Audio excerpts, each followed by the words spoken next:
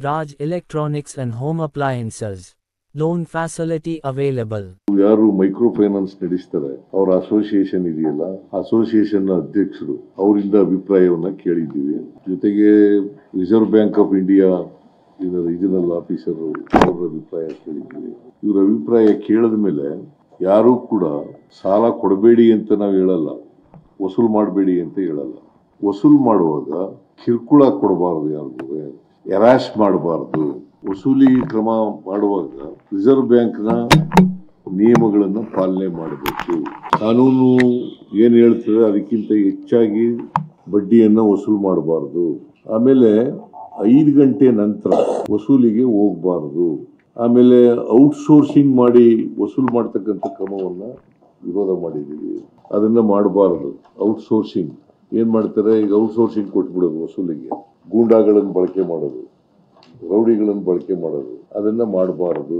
ಈ ನಿಯಮಗಳನ್ನ ಯಾರು ಉಲ್ಲಂಘನೆ ಮಾಡ್ತಾರೆ ಅವ್ರ ಮೇಲೆ ಸರ್ಕಾರ ಕಠಿಣವಾದಂತ ಕ್ರಮ ತಗೊಳ್ತದೆ.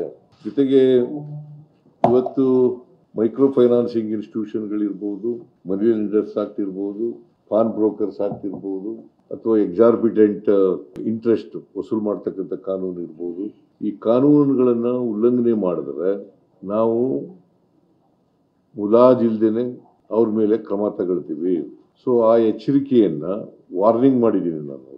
ಆ ಎಚ್ಚರಿಕೆಯನ್ನ ನಬಾರ್ಡ್ನವರಿಗೆ, ಮೈಕ್ರೋ ಫೈನಾನ್ಸ್ ಇನ್ಸ್ಟಿಟ್ಯೂಷನ್ನವರಿಗೆ, ಬೇರೆ ಮನಿ ಲೆಂಡಿಂಗ್ ಇನ್ಸ್ಟಿಟ್ಯೂಷನ್ಸ್ಗಳಿದಾವಲ್ಲ ಇವ್ರಿಗೆಲ್ಲ ಕೊಡ್ತಕ್ಕಂಥದ್ದನ್ನು ಮಾಡಿದ್ದೀವಿ. ಈ ಮನಿ ಲೆಂಡಿಂಗು ಕಾನೂನುಗಳಿದಾವಲ್ಲ ಇವತ್ತು ನಮ್ಮ ರಾಜ್ಯದಲ್ಲಿ, ಅವಕ್ಕೆ ತಿದ್ದುಪಡಿ ಮಾಡಬೇಕಾದ್ರೆ ಕೂಡಲೇ ತಿದ್ದುಪಡಿಗಳನ್ನು ಮಾಡ್ತೀವಿ.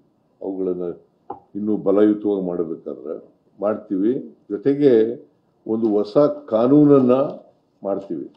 Only with an interest to give protection to the interest of the genuine buyers. ಮತ್ತೆ ಲೈಸೆನ್ಸ್ ಇಲ್ದೇನೆ ಯಾರು ಕೂಡ ಮನಿ ಲೆಂಡಿಂಗ್ ಮಾಡಕೂಡದು.